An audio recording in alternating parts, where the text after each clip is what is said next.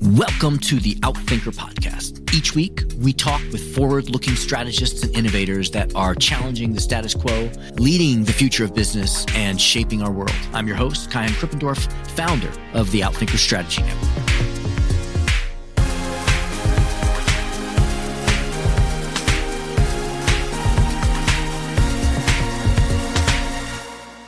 Martin Reeves is a managing director and senior partner at BCG's San Francisco office and chairman of the BCG Henderson Institute, where he explores ideas from beyond the world of business, which have implications for business strategy management. He is the author of The Imagination Machine, How to Spark New Ideas and Create Your Company's Future, the series Inspiring the Next Game, Strategy Ideas for Forward-Looking Leaders, and one of my favorite strategy books of all time, Your Strategy Needs a Strategy, How to Choose and Execute the Right Approach. He's also published numerous articles in top business journals like MIT Sloan Management Review and Harvard Business Review. I connected with Martin on an innovation panel this year, and being a longtime fan of his work, immediately asked him to join the podcast. And we're lucky that he is here. A perennial generalist, Martin's interests range widely, and our conversation was no less narrow. We sought to cover as much as we could. In this episode, he shares what strategy stacks are and why you need to start thinking about them.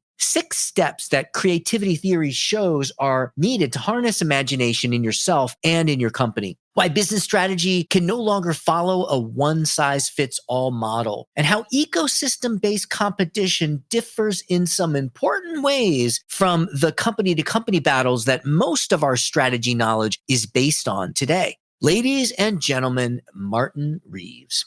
Martin, thank you so much for taking the time to be here with us. It's great to have you here. Pleasure, Kyan. Looking forward to it. I'd like to get to know you and give our audience a chance to get to know you a little bit personally. And so could you complete the sentence for me? If you really know me, you know that. That's a tough one. I guess people say I'm the last generalist standing. I'm a proud generalist in a very specialized world. I have no choice. I'm just interested in everything. But I do believe that in this world of complex, indivisible problems, perhaps generalists have an important role to play as well as experts. Yes. So this is a podcast about strategy. And I ask this question of every guest, almost all of them strategy experts. I never get the same answer. So my question is, what is your definition of strategy? Well, the thing is, any definition which is too precise will have to change because strategy is about competition. So whatever worked yesterday will not work tomorrow. So we not only need different strategies, we need different approaches to strategy. So I define strategy as any systematic pattern of thought or action which increases the probability of favorable outcomes. I use this definition because it reminds me that strategy is not planning, strategy is not monopolized by one particular framework, or even nowadays restricted to the traditional discipline of strategy. I mean, personally, I haven't seen a strategy assignment or strategy problem for about 10 years that didn't consist of elements of what traditionally might have been thought of as strategy, as well as organization and technology, hence my definition.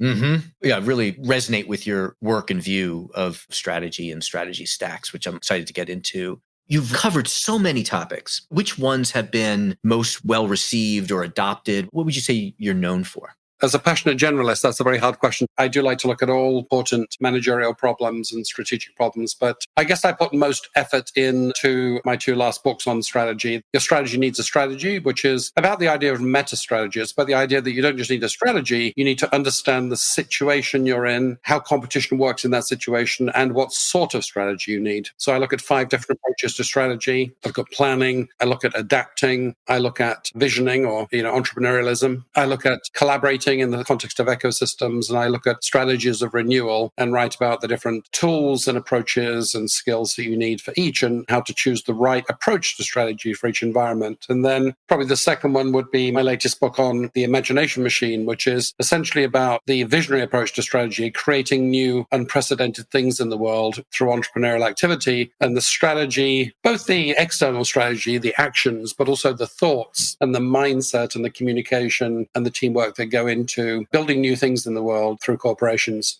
Got it. So can you just unpack a little bit the strategy of strategies? For me personally, that's particularly interesting because I kind of have viewed strategy as a flow of concepts that are introduced to solve a problem. And then we kind of build this collection over the last 1,000 years of different concepts that change. Sometimes they're paradigms or mindsets or things like that. Could you just unpack that a little bit for us? Yeah, so I can give you the origin story of the book. Most new books on strategy claim that something important has happened in the world and therefore we need a new approach to strategy. And as you say, we have a plethora of them. We have hundreds of approaches and frameworks. So one thing I was thinking about was how do all these frameworks relate to each other? Which ones are complementary? Which ones are contradictory? And how would you choose the right framework for each circumstance? That was one thought that was going on. The second thought is I was asking myself the question, what is the approach to strategy that we need in today's uncertain, dynamic, technology-intensive environment? And I came to realize that that was the wrong question because when I looked at strategic environments, when I looked at the uncertainty or the planability of different situations,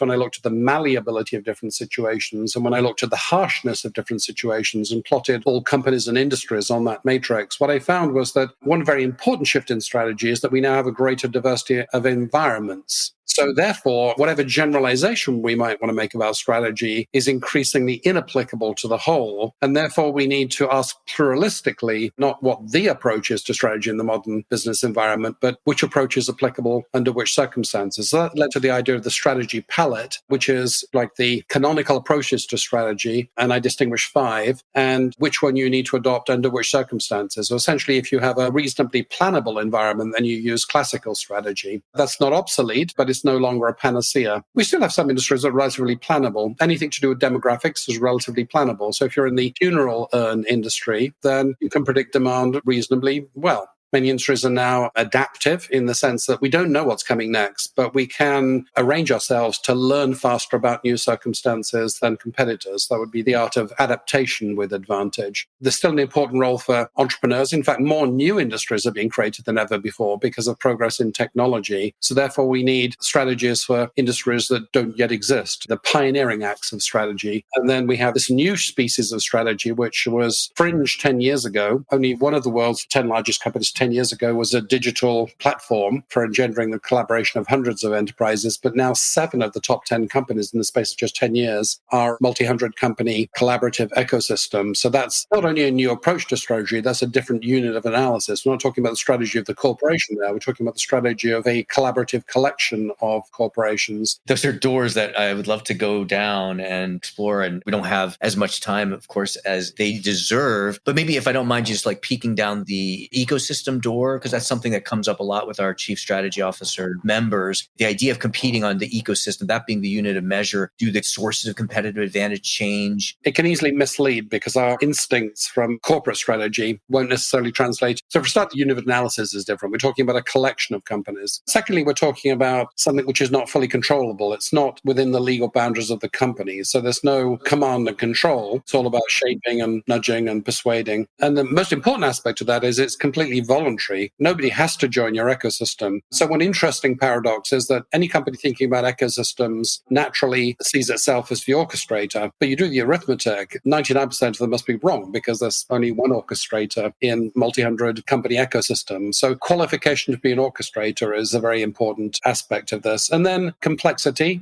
Even if you had the sort of legal and formal control, you couldn't manage the complexity of everything in an ecosystem. So Alibaba, I worked with them a little bit, and Alibaba has an interesting aphorism. They say, never let an MBA near an ecosystem. And what they mean by that is that managers are trained to manage. But the whole point of an ecosystem is that it's a self-tuning, autocatalytic, adaptive enterprise. So keep the managers away from things they shouldn't be managing because that's the entire point. I love that. I love that. So if you put an MBA near an ecosystem, does it become a platform? Well, it becomes an exercise in planning. You know, a manager will ask questions like, which product should we adopt and what should the price be? But of course, we now have algorithms that automatically adjust to each circumstance and each moment to solve those problems. And there are many reasons why we shouldn't try to manage those problems. Number one, we end up with a very low dimensionality solution. You know, if we use the algorithmic solutions, we can optimize for millions of segments and types of customers each second. If we do a 2x2 in the marketing department, we're optimizing for 4 segments. Also, things change. Consumers will want something 1 minute and they'll get bored with that and then they'll want something else. And the platform needs to adjust accordingly. We talk about AI substituting routine management as if it is some foreboding possibility in the future, but actually it's already happened to the marketing department through the algorithmic marketing platforms of digital ecosystems. Mm-hmm. That's really my interest, but I know that a lot of people are interested in the work that you do around creativity of strategy. So you relate strategy to play. What does strategy have to do with play? Well, I'm quite interested in the technicalities of strategy. I'm analytical by nature and originally a scientist, so I am interested in the analysis, but I'm also interested in the human side of strategy. Where does the spark come from? Where does the idea come from? How do people get inspired to pursue a new idea? It seemed to me that this creative side of strategy is neglected within the discipline of strategy. So there is a separate discipline of innovation and creativity, but I wanted to know about the role of creativity in strategy. And also I wanted to go inside the mind of the strategist too, because strategy is partly about what you do, but it's also partly about what you think. And so for years I've been wanting to do something about how ideas originate and propagate. So I wrote this book, The Imagination Machine, which essentially asked the question, how can we systematize imagination so that companies can get some degree of control over their ability to rejuvenate and reimagine and reinvent themselves. Now, to many people, that sounds like a paradox because we have this idea, which is actually a hangover from the Romantic era in the arts, that imagination is about the divine inspiration that comes unpredictably in an unruly fashion to very special people like Steve Jobs in moments that couldn't possibly be managed or harnessed. But that always seemed to me to be rather strange because, in business, we don't say, oh, consumer psychology, it's so complex and magical, we shouldn't even think about it. We don't say, team motivation and team composition. It's too unwieldy. We should just leave it to divine acts of nature or something. So I started looking at the science of imagination and imaginative companies that created something new in the world, especially companies that did it twice. They imagined something and made it a reality, and then they reimagined themselves and created a second reality. It seemed to me that this was every bit as tractable as any other complex aspect of human affairs. And so I wrote the book about managing the process of harnessing imagination, the 6 steps that constitute that. Could you walk us through? Do we have enough time for you to walk us through these 6 steps? Yeah, so the neuroscience says that human beings have rich mental models. We can imagine things that are not the case, which could be the case, which is actually not the opposite of analytical thinking. It builds on top of analytic thinking because there's a difference between imagination and fantasy. Imagination doesn't break the law of physics. It says consistent with what I know about how the world works, what could be the case that isn't the case. So why do we have these mental models and when do we reimagine things? Well, the neuroscience says it comes from surprise. The first step is what I call the seduction, which is the reason to reimagine. The reason to reimagine is usually because of a surprise. It can be an accident. I was trying to do this and this other thing happened. It can be an anomaly. Normally this happens, but these customers did something different. Or it can be an analogy. Hey, this is a bit like that other thing and that does this, so why can't this? And so that stage is all about exposure to surprise. Now, one of the characteristics of corporations is the larger they get, the more introverted they become. So actually they become less exposed to surprise, A, because they're less externally oriented, and B, because they're steeped in their own mental models. They begin to mistake their mental models for facts rather than choices. So that's stage 1. Stage 2 is the part which is perhaps most connected to the popular idea of imagination. It's working the idea. So supposing I have a headline. So in the 1940s, Charles Merrill thought, hey,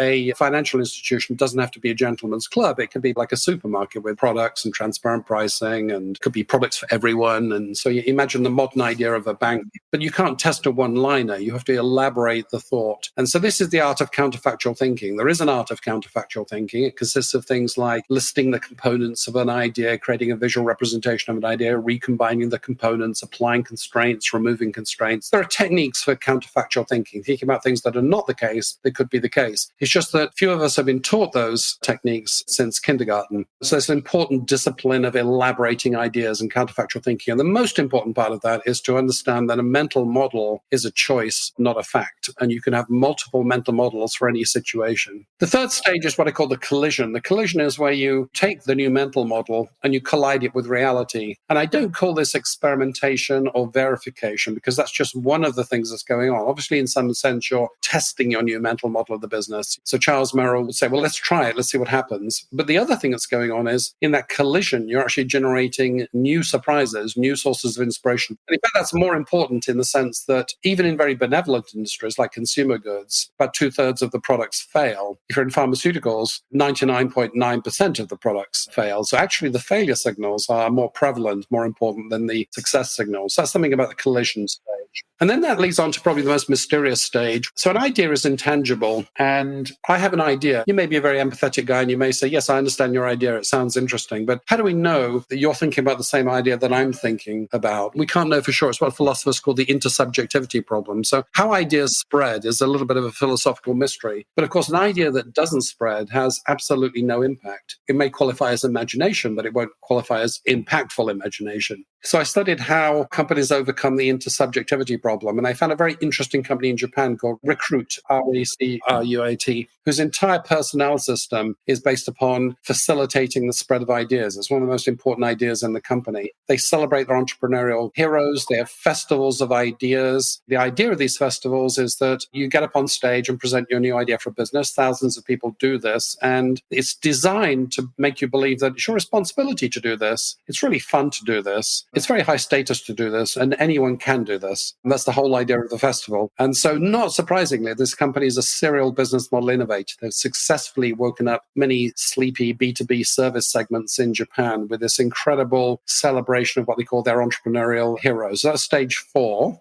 Definitely not what the average company does. Stage 5 is also a little mysterious. It's about codification. Let's start with the success of an idea. How do you know if an imaginative idea has been successful? It's because it becomes so dull and pervasive that you take it for granted. So let's take baking soda. I mean, would you like me to talk to you about for 3 hours about baking soda? Probably not. It's not that exciting. But it was once exciting. The idea that you can buy a chemical from a pharmacist in Germany where the thing was invented, use less eggs in your cake. The cake rises because you put this chemical in the cake. It was an absurd countercultural, counterfactual idea, but it was a very successful idea. So now it's very boring. How do things become boring? It's because you're able to replicate the success under a vast variety of conditions and implant this idea as a new normal in people's heads. So essentially, the counterfactual becomes the factual. We're all doing this crazy thing that nobody wanted to do. We're all doing it. So how does that happen? That happens through codification. That happens through understanding the conditions for success. Now, that's a tricky thing because let's take the Four Seasons Hotel with its legendary customer service, or the Apple retail store, the most productive retail format on earth. If somebody said, explain to these newbies how to do that, 1,000 pages detailing all procedures will be totally useless. They probably wouldn't read it. Some statement about, well, just go with your instinct probably wouldn't work either because they probably do all sorts of things. So how do you capture the essence of success? So I studied companies that are great at codification and wrote a chapter on the art of what I called evolvable scripts, because neither do you want something so rigid that it wouldn't work in China. The last stage is much discussed, but very, very hard, which is what we call the Encore, which is we were great, we are great, we're stuck. We're going to blow it up, reimagine ourselves and do it again. Very hard to do. There's nothing harder than turning around the successful company. Yes, before it gets so bad that you have to transform. Exactly. And so the success trap, the corrosive influence of complacency and the equally corrosive impact of fear, you have to battle all of those demons to be able to successfully renew as a company. So I got to talk to some fascinating people that have done each of these things excellently. And the book is essentially about that art and that practice. And this is the imagination machine. This is the imagination machine, yeah. Love it. Great. Well, I have so many questions for you and so much that we could explore, but I know that we're reaching the top of our time with you. So I'll close with just 2 quick questions. One is, how can people find you, follow you, connect with you, learn from you? And what are you working on next? So you can connect with me. I'm on LinkedIn. We have a website, bcghendersoninstitute.com, where all of our latest content is. We have, I think, quite an interesting website for the book, The Imagination Machine. I'm working on executive games. So one interesting feature of the book is I've long believed that you can't stretch your strategy unless you stretch your mind. And I have some 16 executive games that loosen up the imagination of the mind. I'm developing those digitally. So that's one thing I'm working on. Completely unconnected with anything we've talked about today. I'm quite interested in the language of business. In a sense, we betray how we think and act with the words we use, and business only uses a proportion of the language, So we don't use the word love in business. We don't use the word compassion in business. We don't use the word beauty in business. So I'm interested in what are the words we don't use in business, why, and what does that say about business? So I'm doing a big semantic analysis of language of business. I've just written a piece that's coming out this weekend on the connection between personal resilience and business resilience. Resilience is much discussed during the COVID epidemic, but in two completely different guises, personal and organizational. Recipe's exploring the connection between the two. Wow. You have my dream job that you get to just explore these ideas. And my father has been a professor of communication, studying social construction of reality through language and content analysis. And I'm very interested in that application in business. Thank you for being here with us. Thanks for the work that you do, and just blown away by the diversity of your curiosities, and that you actually pursue them and take those ideas and turn them into some tangible, realistic form that benefits all of us. So Martin, thank you for being here. Thank you very much, Kaihan. Thank you. Thank you to our guests. Thank you to our producers, Karina Reyes and Zach Ness, our editor, and the rest of the team. If you like what you heard, please follow, download, and subscribe. I'm your host, Kaihan Krippendorf. Thank you for listening. We'll catch you next week with another episode of Outthinkers.